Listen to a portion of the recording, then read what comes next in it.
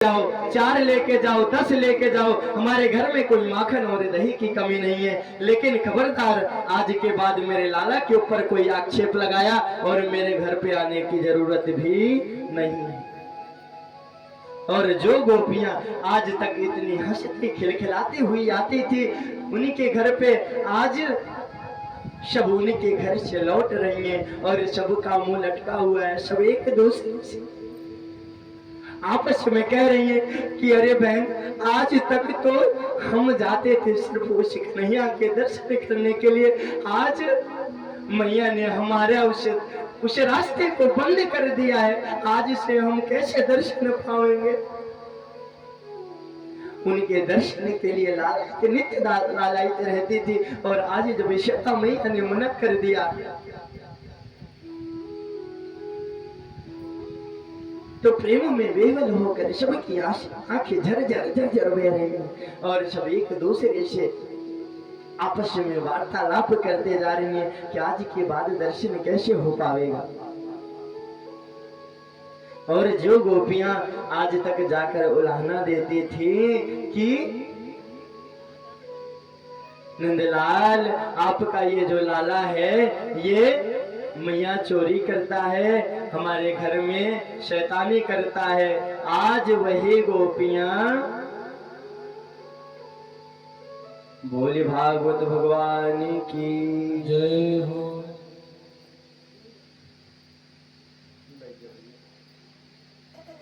बोले भागवत भगवान की जय हो। श्रीधरमण सरकार की जय हो। आज तक जो गोपियां उलाहना देती थी कि मैया आपका ये लाला चोरी करता हुआ डोलता है, आज वही गोपियां प्रेम में क्या कह रही हैं, अरे आज मोरे अंगना में आओ नंदलाल, चले आओ नंदलाल, आज तेरे दर्शन को प्यासी गुजरिया, आज मेरे अंगना में आओ नंदलाल, चले आओ नंदलाल, आज तेरे दर्शन को प्यासी गुजरिया, आज मोरे अंगना में आओ नंदलाल, आओ नंदलाल, आज तेरे दर्शन की प्यासी गुजरिया, प्यासी गुजरिया है, प्यासी गुजरिया, प्यासी गुजरिया, प्यासी गुजरिया, आज मोरे अंगना में आओ नंदलाल, चले आओ गोपाल, आज तेरे दर्शन को प्यासी गुजरिया, आज मोरे अंगना में आओ नंदलाल, आओ गोपाल, आज तेरे दर्शन की प्यासी गुजरिया। हरि बोल।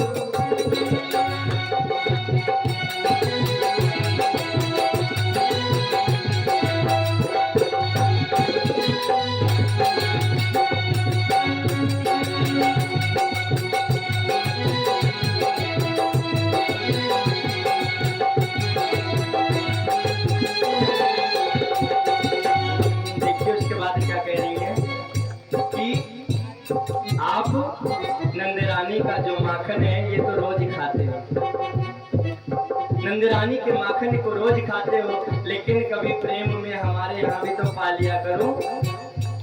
अरे खाओ नंदरानी के माखन तुम नित्य प्रति, खाओ नंदरानी के माखन तुम नित्य प्रति, खाओ नंदरानी के माखन तुम नित्य प्रति, खाओ नंदरानी के माखन तुम नित्य प्रति, प्रेम में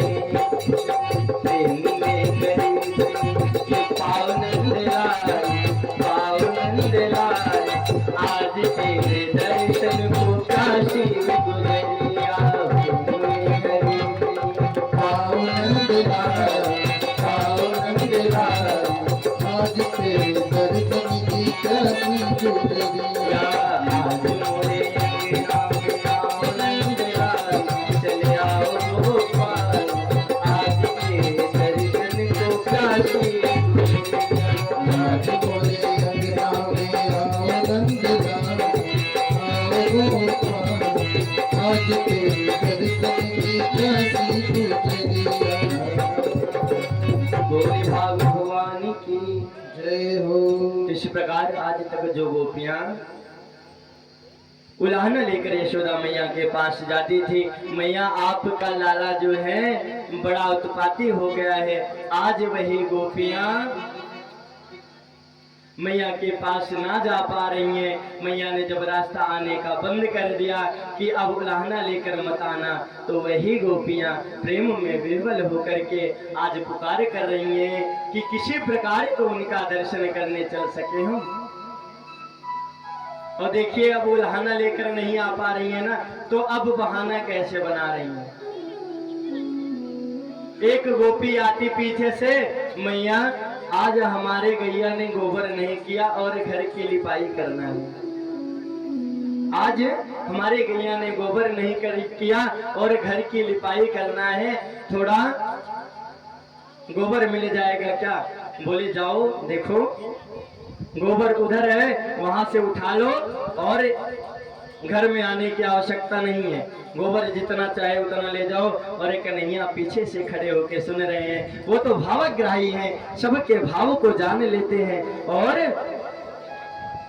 गोपियों के भाव को जब उन्होंने देखा कि हमारे दर्शन को लालायित हैं, तो मैया से कहा, मैया देखो ये गोपियां जो हैं बहुत चोटी हैं, आपने थोड़ा गोबर ले जाने को कहा है, ये पूरा इकट्ठा उठा ले जाएंगे, मैं जाकर देख के आता हूँ ये कितनी लेके जा रही हैं। उतना ही लेके जा रही हैं कि और लेके जा रही हैं। और एक नहीं अपने नाजुक नाजुक कदमों से गोपियों के पास गए और उनसे कहते हैं, अरे कितना ले लिया? गोपियों ने जैसे उनके मुखमंडल का दर्शन किया, उनको सारी बातें भूल गई कि हम गोबर लेने आई थी, कि हम क्या करने आई थी। और उनके चेहरे की तरफ ध्यान से ऐसे एकटक निहारती हुई अपनी शुद्ध बुद्ध बिसराए खड़ी हुई है सारी गोपियां, और उनके चेहरे को निहार रही हैं। फिर कन्हैया बोल पड़े, अरे तुम गोबर लेने आई हो ना, जितना लेना हो लेके जाओ। और जब गोबर भर लेती गोपियां तो कन्हैया से कहती, कन्हैया थोड़ा सा उठा दो, बहुत भारी है। कन्हैया एक बार उठाए और उनके दर्शन के लिए जितना गोबर उनके पूरे महीने में नहीं होता होगा, एक बार गोबर फेंक के आ रही हैं, फिर आ रही हैं, फिर भर के, कन्हैया थोड़ा सा उठा दे, भारी है। क्यों? बार बार आवेंगी तो बार बार कन्हैया का दर्शन होगा। और कन्हैया कह रहे हैं, देखो एक दो बार तो ठीक है, लेकिन अब ऐसे काम नहीं चलेगा, जितने बार उठाऊंगा उतने बार माखन की डलिया मुझे चाहिए। ऐसे फ्री में काम कोई नहीं होगा, हर बार मुझे माखन की डलिया चाहिए। अब गोपिया कहती, लाला तुझे जितना चाहिए तू हर बार एक ले लेना, लेकिन तो उठा। बोली, तुम बड़ी बेईमान हो। जब अपनी बारी आई तो मैया से आके शिकायत कर दी, हमें तुम्हारी बातों पे विश्वास नहीं है, पहले गिनती करो कहीं की कहां से, पहले गिनती तो करो, नहीं तो ऐसे भुलवा दोगी तुम। 10 बार हुआ रहेगा तो बोलोगी 5 बार हुआ, तो मेरा नुकसान हो जाएगा, पहले गिनती करने का कोई प्रबंध करो।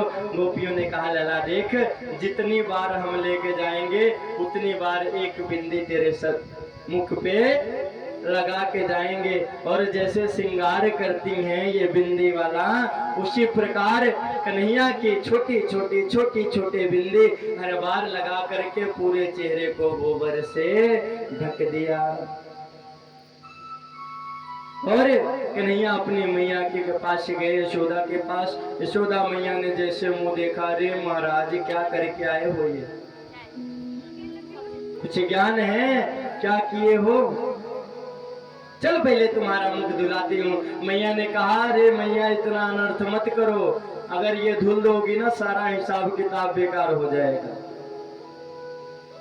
इतना जो लगाया था हमने सब हिसाब किताब बेकार हो जाएगा, इसे लगा रहने दो। अब मैया पूछती है तेरा कौन सा इतना बही खाता चलने लग गया भैया, जो तुम इतने हिसाब की बात कर रहे हो, और इसमें कौन सा हिसाब रखा है? पूरे मुख पर गोबर पोता है और कह रहे हो कि हिसाब बेकार हो जाएगा। कन्हैया कह रहे मैया कैसे समझाऊं तुम्हें? अरे भाव का भूखा हूं मैं और भाव ही तो सार है, और भाव से मुझे जो भजे सुबह से बेड़ा पार है। अरे मैया यशोदा कैसे तुम्हें समझाऊं कि मैं जो हूँ भावग्राही हूँ, मैं तो अपने भक्तों की भावना को निहारता रहता हूँ कि उनकी भावना क्या है। सुदामा ने एक चावल अर्पित किया और एक चावल के बदले उसको अपना सर्वस्व देने के लिए तैयार हो गए। तो वहां एक चावल की बात नहीं थी, और यहाँ ये जो इनका प्रेम है ये कोई साधारण नहीं है। और इनके प्रेम में बंद करके मैं आपको कैसे बताऊं कि ये जो गोबर है ना मेरा, ये स्वर्ण भस्म से भी कहीं ज्यादा उत्तम श्रृंगार है मेरा। मैया इसे मिटाओ ना कृपा करके। मैं तो भक्तों के इन्हीं श्रृंगार पे मोहित होता हूँ। ये लाखों रुपए की साड़ी चढ़ाने से कोई फायदा नहीं, अगर भाव है तो एक कलावे का टुकड़ा भी ले जा करके भगवान को अर्पित कर दो, इस भाव से कि भगवान मैं आपको वो 9 लाख वाला लहंगा अर्पित कर रहा हूँ। भगवान मान जाएंगे कि हाँ मेरे भक्त ने 9 लाख वाला लहंगा मुझे दिया है, क्योंकि भावग्राही है वो। बस भाव से आप भाव बना के जाओ कि भगवान मैं आपको अर्पण कर रहा हूँ, इस प्रकार का भाव आपका होना चाहिए। यशोदा मैया से कह रहे मैया मैं तो सिर्फ भाव का भूखा हूँ, और मेरे भक्तों ने जो भाव दिखाया है ये आज कोई गोबर का लेप नहीं है, ये तो मेरा स्वर्ण भस्म से श्रृंगार हुआ है, और इस श्रृंगार को ना मिटाओ मैया। इस प्रकार से चोरियों की लीला करते हुए विभिन्न विभिन्न लीलाएं खूब। और देखिए भगवान चोर क्यों बने? कहते महाराज आपके कृष्ण भगवान चोर थे तो हम लोग क्या करें? देखिए चोरी के पीछे के कारण अंदर के महत्व समझते चलिए, तब ज्यादा 4 लोगों के बीच में बैठकर बोलने में आसानी होगी। अन्यथा कभी कभी हमारे आपके बीच के पढ़े लिखे बालक जो खूब पढ़ गए और उनको कुछ कट्टरपंथी अनुयायी मिल जाते हैं ना, तो उन्हीं के बीच में दब करके वो अपना धर्म परिवर्तन करने तक की बात सोच ले जाते हैं, क्योंकि उनके पास कोई तर्क ही नहीं है। उन्हें तत्व का पता नहीं है कि चोरी की क्यों। किसी ने कह दिया कि तुम्हारे भगवान तो चोर थे, तो उन्होंने मान लिया कि हाँ हमारे भगवान तो चोर थे, अवगुण तो था, चोरी तो करते थे, और उनकी बात मान करके अपने धर्म के ऊपर उंगली उठाना प्रारंभ कर दिए। लेकिन चोरी करते क्यों? अपने भक्त का भाव रखने के लिए भगवान को चाहे चोर बनना पड़े, जो भी बनना पड़े वो बनने को तैयार हो जाते हैं, लेकिन भक्त का भाव जरूर निहारते हैं। हमेशा अपने भक्तों के भाव को निहारते रहते हैं। और दूसरा कारण कि महाराज ये जो ब्रज का मक्खन था, इसी मक्खन को खा करके कंस के जो पहलवान थे, मुष्टिक चाणूर इत्यादि सब बढ़िया खा खा के मोटे हो रहे थे।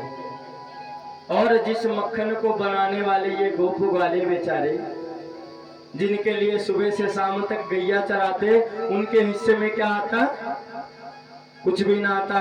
भगवान बोले ये अनर्थ तो मैं अपने सामने नहीं होने दूंगा। जिसका पूरा अधिकार है,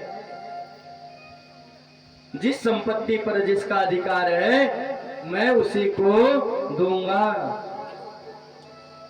इसीलिए भगवान कहते हैं देखो ये जो तुम्हारी माताएं हैं इतने प्यार से तो देने वाली नहीं, जो होता है सब बेच बाच के बढ़िया बराबर है। सब कुछ जैसे आज के समय महाराज 5 लीटर दूध हो रहा है, शाम के लिए अगर चाय के लिए पहुंच जाओ तो शायद चाय मिल जाए। इतनी आसक्ति लग गई धन में कि सब बराबर। तो उस समय भी यही था कि जो कुछ था सब बेच बाच के छुट्टी, जे बेचारे मेहनत करते इतने सुबह से शाम तक, उनके अंश में क्या आता, कुछ भी ना आता।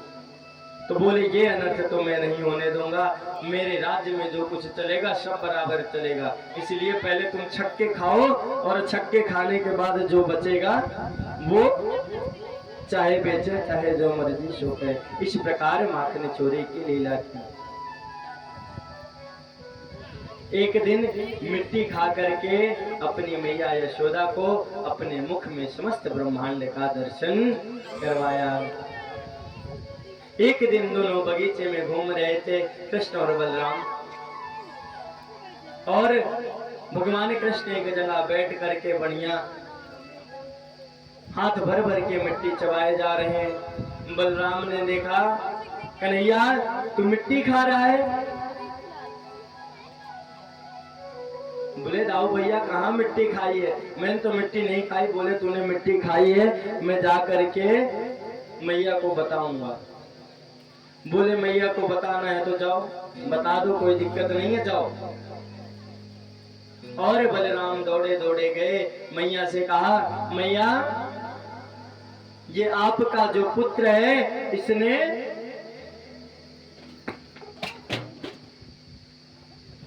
बोले भागवत भगवान की जय हो। इसने मिट्टी खाई है।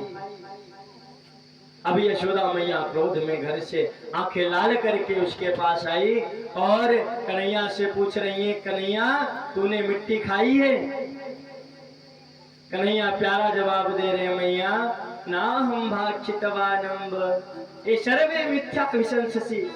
मैया ना हम भाक्षितवान, मैंने मिट्टी अम्ब नहीं खाई है। नाम भाक्षितवान अम्ब ये सर्वे मिथ्या विशंससी, ये जो है सब मिथ्या ही मुझ पे शक कर रहे हैं और मेरे ऊपर आक्षेपण कर रहे हैं। मैया बोली, हाँ तुम ही तो बेटा दूध के धुले हो, बाकी तो सब। कान पकड़ा और बोले, बेटा बस तुम्हें दूध के धुले हो, बाकी तो सब झूठे हैं ही। बोले नहीं मैया सच में मिट्टी नहीं खाई है, चाहो तो आप बलराम के सर पे कसम रखवा लो। बोले वारे कन्हैया, जाके बताया भी मैंने और कसम भी किसकी खा रहे हैं? मेरी ही। कह क्या रहे हैं? अरे मारो मत मैया कसम करवाई लो, मारो मत मैया कसम करवाई लो, मारो मत मैया कसम करवाई लो, मारो मत मैया कसम करवाई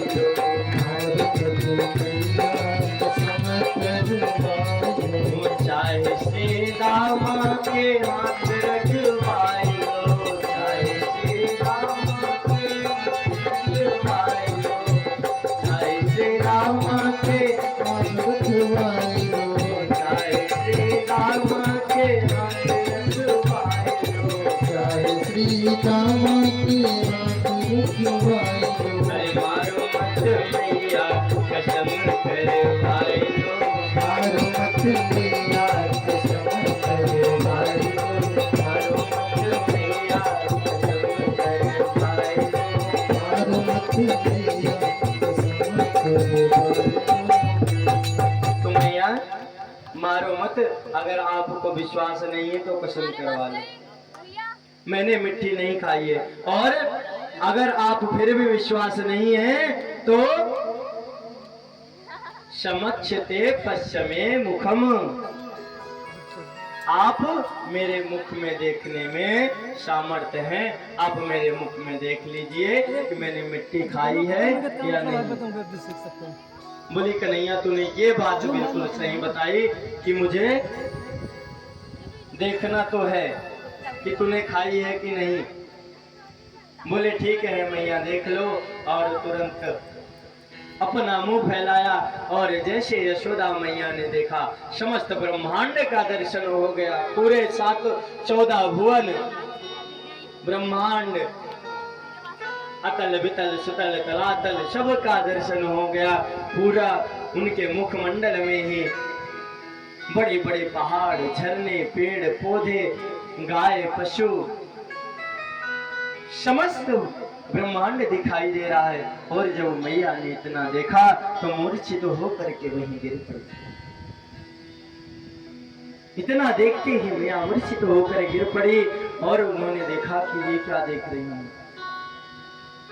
और जब मूर्छित होकर गिरी तो तुरंत भगवान ने अपना मुख बंद किया और पानी का छींटा मार के मैया उठो, क्या हुआ, क्या देख लिया? बोली लाला